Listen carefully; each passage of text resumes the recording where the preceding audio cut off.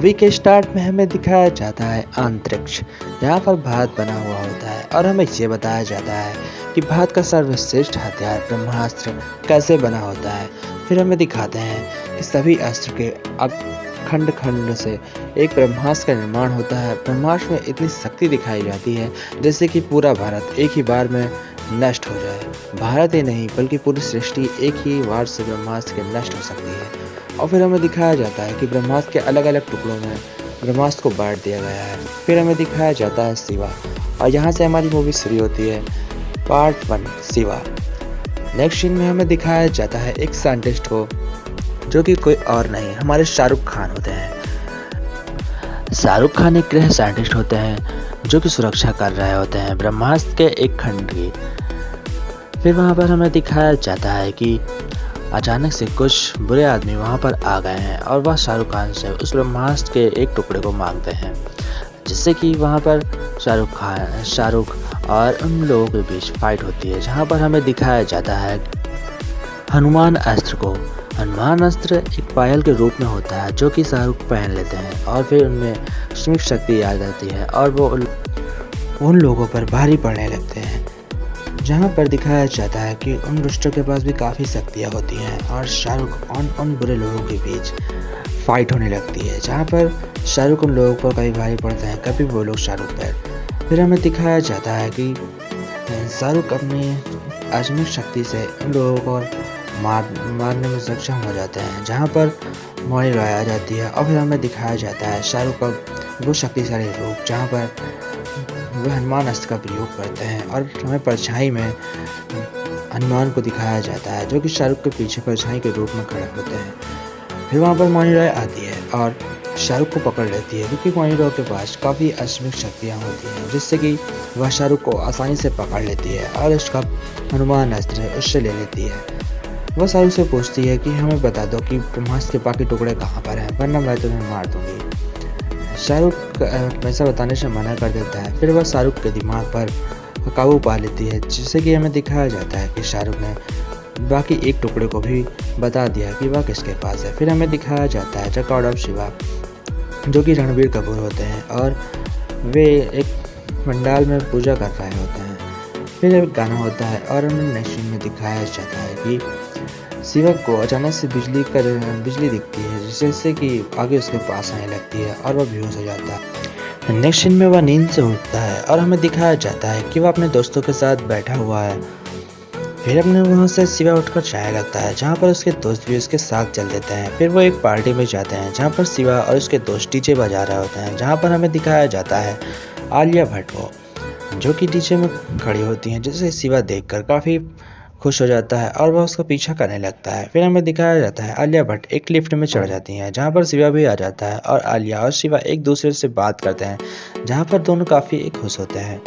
Next scene में हमें दिखाया जाता है कि शिवा आलिया को पार्टी के लिए इनवाइट करता है, जहाँ पर आलिया शिवा के साथ आने के लिए रेडी हो जाती है और वह आलिया के दोस्त भी और शिवा के दोस्त और शिवा आलिया सभी के एक पार्टी में जाते हैं, जहाँ पर पार्टी में जाते ही वह देखते हैं कि छोटे छोटे बच्चे शिवा के साथ डांस कर रहे हैं और शिवा उन लोगों के लिए डांस करता है, जो कि काफ़ी अच्छा सीन होता है।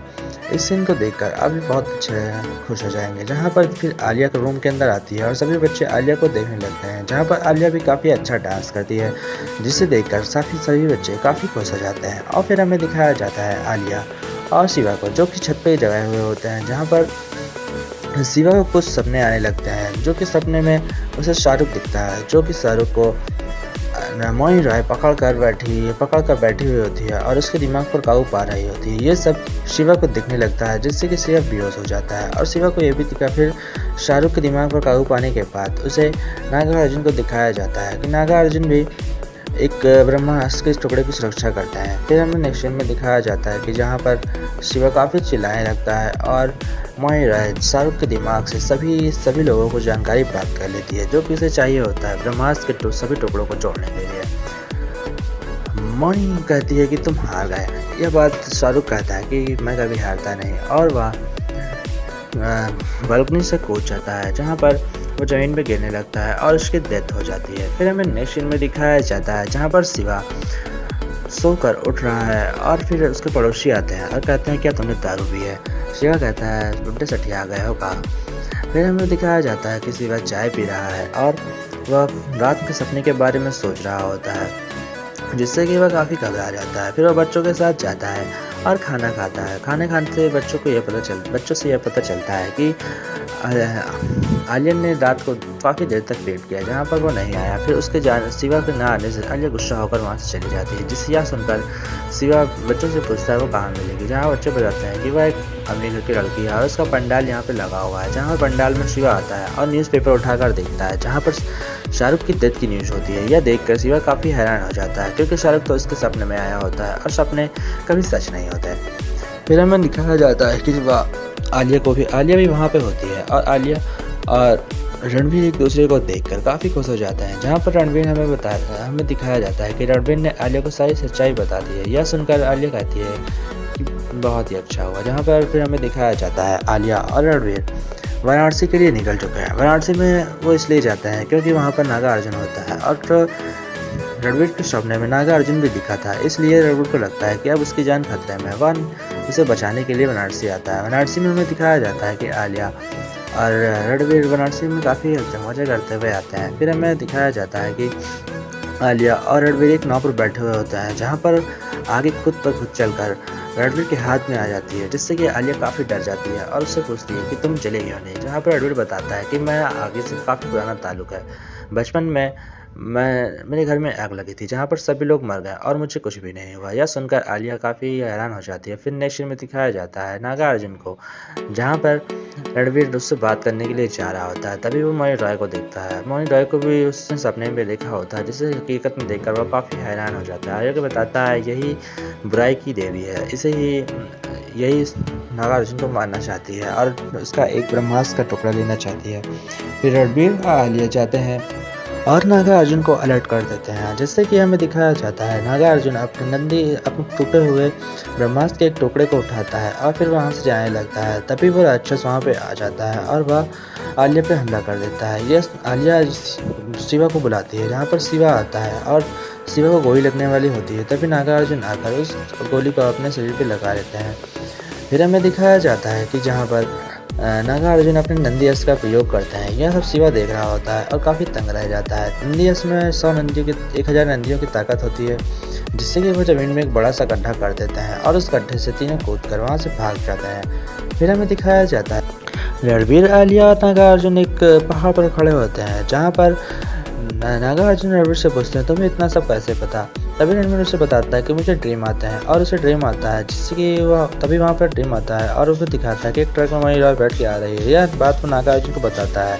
नागा अर्जुन कहता है तुम लोग यहाँ से जाओ और मैं इससे लड़ूंगा।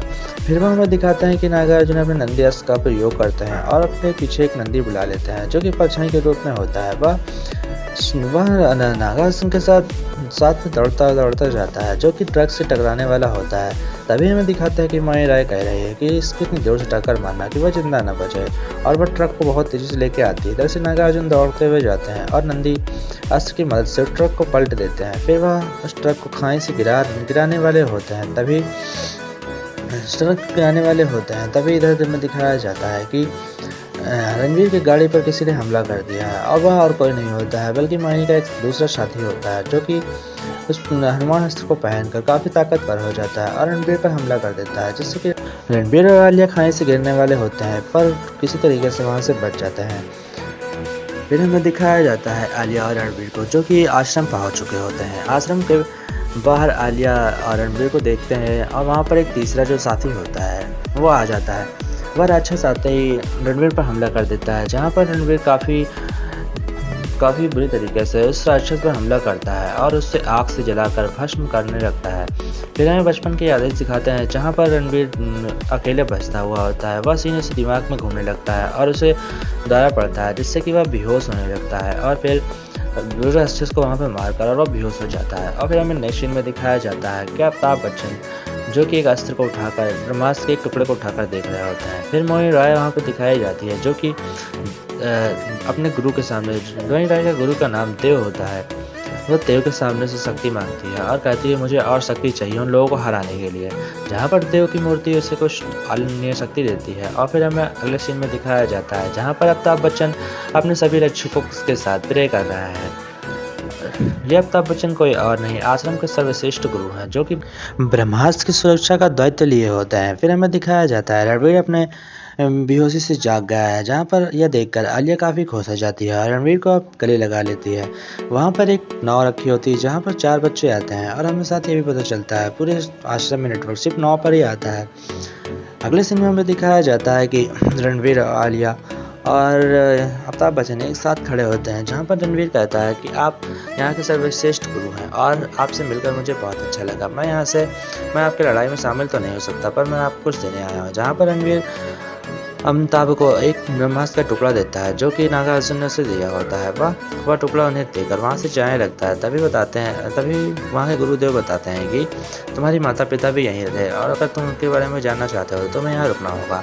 जिससे कि रणवीर वहाँ पर रुक जाता है और आलिया को वहाँ से जाना पड़ता है। आलिया वहाँ चली जाती है। तभी आलिया पर अकेले पाकर कुछ राक्षस हमला कर देते हैं, जहाँ पर अमिताभ मतलब आश्रम के गुरुदेव ने आलिया की रक्षा के लिए अपनी 2-3 सेना को वहाँ पे रखी होती है, जिससे कि सेना उन राक्षसों से लड़ती है और आलिया को जान से मरने से बचा लेती है। फिर हमें पता चलता है कि आलिया के इस प्रकार हमले हुए को देखकर गुरु आलिया को अपने आश्रम में वापस बुला लेते हैं और रणवीर को उसकी शक्ति का प्रयोग करना सिखा रहे होते हैं, जहाँ पर रणवीर को अपने बचपन के सपने काफ़ी हद तक दिखने लगते हैं और शिवा अपनी शक्तियों का काफ़ी हद तक अच्छे से प्रयोग करना सीख जाता है। वह छोटी को चिंगारी को बड़े से आग में बदलना सीख जाता है।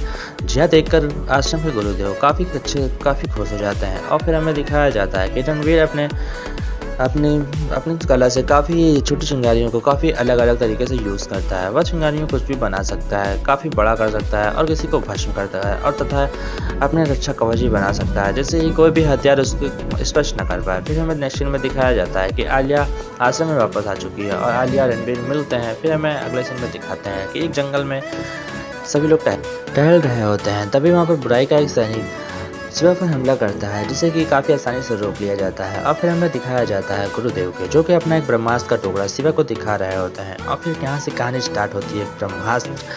ब्रह्मास्त्र कैसे बना, कैसे दिखाया। फिर हमें दिखाया जाता है ब्रह्मास्त्र को प्रथम बार किसने पाने की कोशिश की थी और उसका दुरुपयोग कैसे किया जाता है। फिर वहाँ पर दिखाया जाता है देव को, जो कि इस किरदार में सबसे शक्तिशाली अस्त्र है और उसके पास अग्नि की ताकत है। ना अग्नि से वो चल सकता है और ना उसे कोई भी मारा जा सकता है। शिवा को दिखाया जाता है कि शिवा और आलिया उस ब्रह्मास्त्र के सभी अंशों को देख रहे होता है और फिर हमें गुरुदेव ये बताते हैं कि उस ब्रह्मास्त्र की शक्तियों से कैसे हमें बचाया गया और किसने बचाया, जहाँ पर नाम लिखकर आता है अमृता का। फिर हमें दिखाया जाता है कि गुरुदेव अपने आश्रम में रणवीर के साथ और ये सभी अपने आश्रम में सबको लेकर आते हैं, जहाँ पर हमें दिखाया जाता है कि मोहिनी रॉय ने बुराई की सेना को बना लिया है। फिर यह देखकर रणवीर काफ़ी परेशान हो जाता है और वह उस बुराई का लॉकेट अपने गले में पहन लेता है, जिससे कि उसे देव की मूर्ति दिखती है, जहाँ पर देव उसे अपने अंदर खींचना चाहता है। लेकिन तभी आश्रम का एक लड़का उसे गले से लॉकेट निकाल लेता है और वापस आ जाता है। फिर हमें दिखाया जाता है कि ऐसा करने से मोहिनी रॉय ने रणवीर के दिमाग को पढ़ लिया और वह जान जाती है आश्रम कहाँ पर है, जिससे कि यह जानने के बाद मोहिनी रॉय सीधा आश्रम पर हमला कर देती है। और फिर यह भी दिखाया जाता है कि रणवीर अपने खून को एक काट कर शंख पर गिरा रहा होता है। उस शंख में ब्रह्मास्त्र का चौथा अंश छुपा होता है और उस अंश को वह निकाल लेता है। फिर वह ब्रह्मास्त्र के चौथे अंश को अपने गुरु को दिखाता है, जिससे कि गुरु कहता है कि तुम बहुत ही शक्तिशाली हो, तुम अपनी शक्ति पर नियंत्रण रखना है, जिससे कि हम ये युद्ध जीत सकते हैं। तभी वहाँ पर मोहिनी रॉय अपने सैनिकों के साथ आश्रम पर हमला कर देती है और आश्रम में सभी को बंदी बना लेती है। फिर मैंने दिखाया जाता है मोहिनी रॉय को ब्रह्मास्त्र का एक और टुकड़ा मिल गया है। वह बात लेकर वहाँ से चली जाती है और सभी को जिंदा छोड़ देती है। हमें दिखाया जाता है कि आश्रम में सभी लोग घायल हो चुके हैं। फिर वहाँ पर शिवा और आलिया आते हैं और ब्रह्मास्त्र के एक टुकड़े को लेकर जाते हैं और कहते हैं कि मैं सबको बचा कर ले आऊँगा और शिवा वहाँ पर कहता है कि मैं अपने अग्नि से सभी को जलाकर राख कर दूँगा, क्योंकि उन्हें नहीं पता है कि मेरे पास कौन सी शक्तियाँ हैं। फिर शिवा वह लेकर जाता है और मोहिनी रॉय के पास मिलता है। उससे कहता है कि तुम ये ले लो और मेरे साथियों को छोड़ दो। फिर वहाँ जाता है और अपनी शक्तियों से सभी को जलाने की कोशिश करता है, पर सभी जलते नहीं हैं, क्योंकि सभी ने देव का लॉकेट पहना होता है, क्योंकि देव के पास अग्नि की शक्तियाँ होती हैं। इसी वजह से शिवा की शक्तियाँ काम नहीं कर रही होती हैं। पर शिवा ने बहुत ही ज़्यादा ताकतवर होता है और अपनी अग्नि से सबको मारने लगता है। तभी वहाँ पर मोहिनी रॉय जलास्त्र का प्रयोग कर बारिश करवा देती है, जिससे कि शिवा की अग्नि शांत हो जाती है और वह कमज़ोर पड़ जाता है। फिर वह आसानी से उस ब्रह्मास्त्र के टुकड़े को लेकर छोड़ने लगती है, लेकिन तभी तभी हमें दिखाया जाता है कि शिवा के सभी साथी आज़ाद हो चुके हैं और वह फाइट करने के लिए आ जाते हैं। फिर हमें दिखाया जाता है ब्रह्मास्त्र के एक टुकड़े को लेकर काफ़ी इधर-उधर होता है और सभी एक दूसरे से टुकड़ा छिनाकर भागने लगते हैं।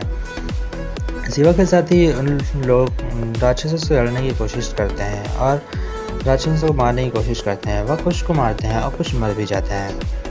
फिर हमें दिखाया जाता है कि सभी वहाँ पर गुरुदेव भी आ चुके हैं, जो कर अपने एक अस्त्र से लेकर सभी बहुत से राक्षसों का अंत कर देते हैं।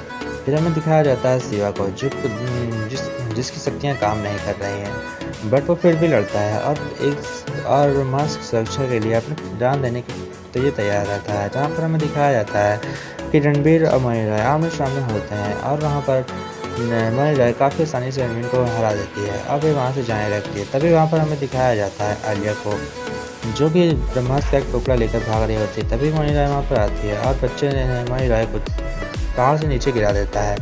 इस बच्चे में भी काफ़ी अच्छी शक्तियाँ होती हैं। फिर मणिराय पीछे से आकर उस बच्चे को चाकू घोंप देती है, जिससे कि उसकी डेथ हो जाती है और ब्रह्मास्त्र के टुकड़े को लेकर जोड़ देती है। फिर हमें दिखाया जाता है ब्रह्मांड में हलचल मचने लगी है और सभी चीज़ों में कंपन होने लगती है। कंपन की वजह से भूकंप आने लगता है और भूकंप की वजह से धरती फटने लगती है। धरती के फटने से सभी धरती के अंदर समाने लगते हैं। तभी वहाँ पर गुरुदेव आदेश देते हैं कि शिवा तुम जाओ, और शिवा वहाँ से भागते हुए सीधा आलिया के पास जाता है। आलिया के पास जाने से पहले उसे बहुत ही खाइयों का सामना करना पड़ता है, लेकिन वह किसी तरीके से पत्थरों को लांघकर चट्टानों को लांघकर आलिया के पास पहुँच जाता है। आलिया के पास जाता है और आलिया से कहता है कि मैं तुम्हें कुछ नहीं होने दूंगा, क्योंकि मेरे पास जो शक्तियाँ हैं वह असीमित हैं और मैं तुम्हें बचा लूँगा। शिवा और आलिया गले मिल रहे होते हैं और ब्रह्मास्त्र की शक्तियाँ अपने चरम पे होती हैं, जिससे कि ब्रह्मास्त्र निकलने वाली ऊर्जा शिवा को जलाने का प्रयोग करती हैं। परंतु ऐसा होता नहीं है, क्योंकि शिवा खुद एक अग्नि है और अग्नि को खुला कोई कैसे जला सकता है। फिर शिवा अपनी शक्तियों का प्रयोग करता है, क्योंकि प्यार के पास होने से शिवा की शक्तियाँ काफ़ी हद तक बढ़ जाती हैं और वह अपने अग्नि अस्त्र को अपने अंदर प्रज्वलित कर लेता है, जिससे कि काफ़ी आकाश में और हर जगह अग्नि फैल जाती है। और हमें दिखाया जाता है कि शिवा के शरीर से 8 हाथ निकल आए हैं और उन हाथों में अग्नि भरी होती है। वह अपना तापमान इतना ज़्यादा कर लेता है कि उसके शरीर को आलिया भी छूती है और उसके हाथ जल जाते हैं। वह ब्रह्मास्त्र के आने वाली सभी शक्तियों पर अपने शरीर से अपनी अग्नि से रोक लेता है, जिससे कि ब्रह्मास्त्र की शक्तियाँ शांत होने लगती हैं।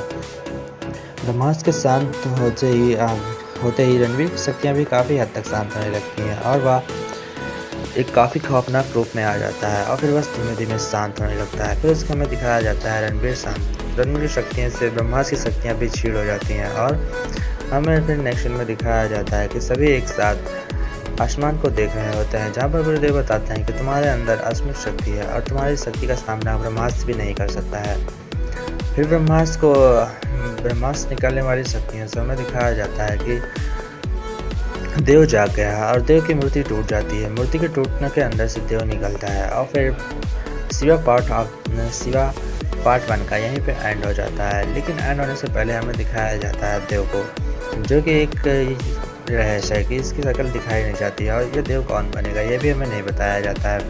शिवा और एक दूसरे को गले मिलते हैं और ब्रह्मास्त्र पार्ट 1 यहीं एंड हो जाता है। बहुत बहुत